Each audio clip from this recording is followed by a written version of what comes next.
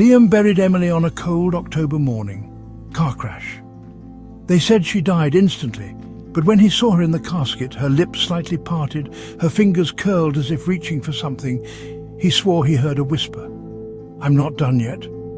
It took days before he could sleep again. The house felt too big, too empty. He woke up in the middle of the night expecting to feel her warmth beside him, hear the soft sound of her breathing. But she was gone, until she wasn't. It was 3 weeks later when he woke to footsteps. Slow, deliberate, inside the house. His breath hitched as he turned toward the bedroom door. Emily stood there. Not rotting, not broken, not dead. She was perfect. Skin smooth, hair still the soft brown he remembered. She stood barefoot in the doorway, wearing the same dress she'd been buried in. The lace was pristine, not a speck of dirt or decay. "Liam," she whispered. He didn't question it, didn't hesitate. He ran to her, wrapping his arms around her. She was warm, solid, real. "How?" His voice cracked. She smiled, pressing a cold hand to his cheek.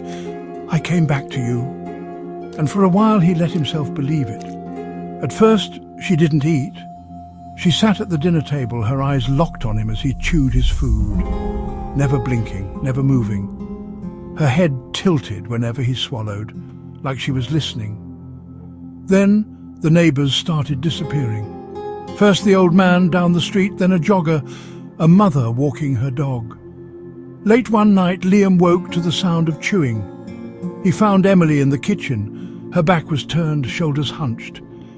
"Emily?" His voice was barely a whisper. She froze. Slowly, she turned around. Her lips were stained dark red. Thick, wet smears trailed from her mouth down her throat.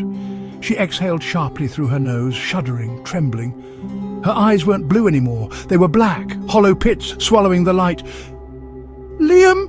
Her voice shook. He took a step back. His legs were weak. His stomach turned. "Emily, what did you do?" She shuddered, blinking rapidly like something inside her was fighting to surface. Her voice broke. I didn't want to, but I had to, Liam. I'm so hungry." She took a step toward him, then another. He ran. She didn't chase him. Not that night. The next morning she sat at the kitchen table, still, silent, her hands flat on the wood, fingernails longer now, sharper. "I can't stop," she whispered. "I don't want to hurt you, but I will." Liam swallowed. His heart pounded against his ribs. "I know." Tears welled in her eyes, tears of blood. "I love you, Liam," she said, her voice small. "I love you so much." She reached across the table and took his hand.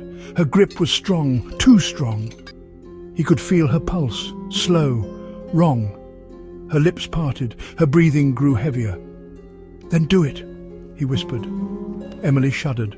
Her fingers curled around his wrist, and she smiled.